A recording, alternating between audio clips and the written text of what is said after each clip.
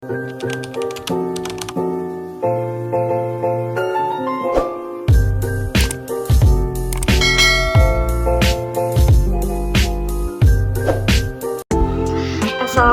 warahmatullahi wabarakatuh. Halo semuanya, perkenalkan saya Salimah Sanda dengan NIM 22042161 dari jurusan Ilmu Administrasi Negara BP22. Nah, di sini saya akan menjelaskan materi tentang perencanaan pembangunan.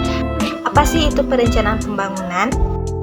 Perencanaan pembangunan merupakan suatu proses penyusunan tahapan kegiatan yang melibatkan berbagai unsur pemangku kepentingan yang bertujuan untuk memanfaatkan sumber daya yang ada dan untuk meningkatkan kesejahteraan sosial dalam suatu lingkungan dan dengan jangka waktu tertentu. Di Indonesia, perencanaan pembangunan ini diatur dalam Undang-Undang Nomor 25 Tahun 2004 tentang Sistem Perencanaan Pembangunan Nasional. Dalam undang-undang tersebut terdapat 3 perencanaan pembangunan. Yang pertama, Rencana Pembangunan Jangka Panjang atau RPJP.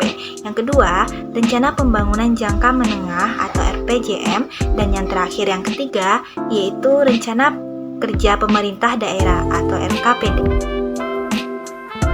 Nah, selain itu, dalam pasal 2 ayat 4 terdapat tujuan perencanaan pembangunan, yaitu yang pertama, untuk mendukung koordinasi antar pelaku pembangunan, yang kedua, menjamin terciptanya integrasi antar pemerintah pusat dan pemerintah daerah, yang ketiga, agar adanya konsistensi antara perencanaan, penganggaran, pelaksanaan, dan pengawasan, serta yang keempat, untuk mengoptimalkan partisipasi masyarakat.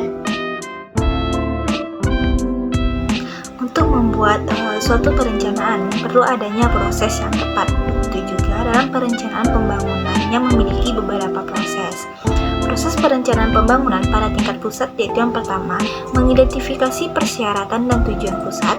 Yang kedua, merumuskan rencana strategi yang berisi visi, misi, dan tujuan. Yang ketiga, membuat rencana proyek. Yang keempat, mengoptimalkan pendanaan dan sumber daya.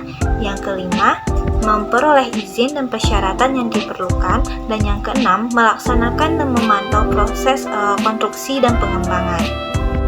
Selanjutnya, proses perencanaan pembangunan daerah yang terdiri dari yang pertama, pengumpulan data dan analisis data. Yang kedua, pemilihan strategi pembangunan daerah. Yang ketiga, pemilihan proyek pembangunan.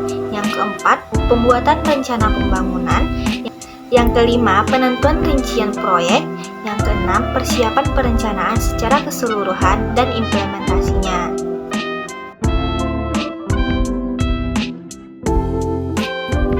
Materi selanjutnya yaitu organ atau lembaga yang terlibat dalam perencanaan pembangunan. Lembaga ini berupaya untuk melaksanakan proses pembangunan dengan efektif dan efisien melalui perencanaan pembangunan guna meningkatkan kesejahteraan masyarakat. Lembaga yang terlibat yaitu seperti yang pertama, Bappenas atau Badan Perencanaan Pembangunan Nasional yang menjadi kunci dalam proses perencanaan pembangunan.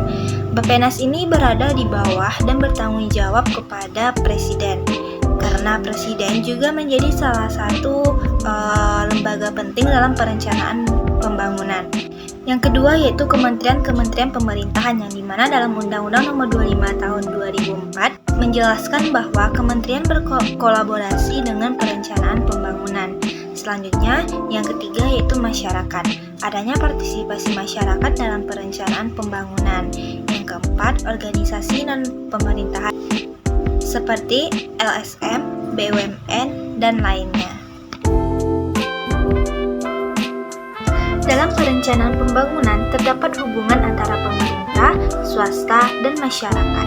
Pemerintah, swasta, dan masyarakat memiliki hubungan yang erat dan sangat penting untuk mencapai sasaran pembangunan nasional.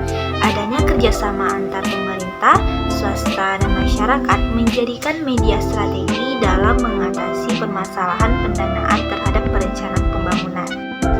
Dalam hubungannya, sektor swasta akan mendapatkan keuntungan dalam jangka waktu panjang dengan inklusivitas yang seimbang antara rantai produsen dan konsumen. Selanjutnya, pemerintahan akan mendapatkan keuntungan dengan tambahan sumber daya dan nilai investasi serta keterjaminan partisipasi. Di samping itu, itu, masyarakat akan memperoleh manfaat dengan perolehan keterampilan, pengetahuan, dan teknologi baru. SDGs atau Sustainable Development Goals merupakan suatu penyempurnaan dari agenda pembangunan global, yaitu pembangunan milenium atau Millennium Development Goals. Di Indonesia, kelembagaan ini terdiri dari dasar hukum pelaksanaan, lembaga pelaksana, dan rencana pelaksana. Hal ini penting dilakukan oleh pemangku kepentingan, pemerintah, dan pelaku non-pemerintahan. SDGs atau juga disebut dengan tujuan pembangunan berkelanjutan juga dapat dikatakan sebagai kumpulan tujuan yang direncanakan. Terdapat 17 tujuan SDGs yang mencakup berbagai aspek pembangunan berkelanjutan seperti pengentasan kemiskinan, kesehatan, pendidikan, kesetaraan gender, akses air bersih, dan lainnya.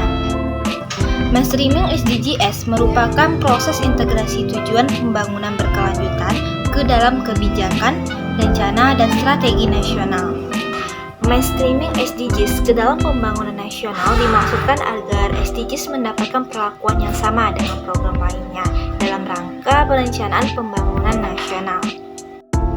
Manfaat dan tujuan dari mainstreaming SDGs ke dalam rencana pembangunan nasional adalah untuk menjamin yang pertama, agenda global sejalan dengan agenda nasional. Yang kedua, pelaksanaan agenda global menjadi bagian dari rencana pembangunan nasional. Yang ketiga, teridentifikasi program pembangunan yang digunakan untuk melaksanakan agenda global dan adanya jaminan pendanaan di dalam Undang-Undang APBN setiap tahunnya. Yang keempat, pelaksanaan agenda global akan dapat dikoordinasikan dengan para pihak. Dan yang kelima, dengan mainstreaming akan mempermudah koordinasi kerjasama internasional yang berkaitan dengan agenda global tertentu atau international partnership. Sekian penjelasan materi dari saya. Wassalamualaikum warahmatullahi wabarakatuh.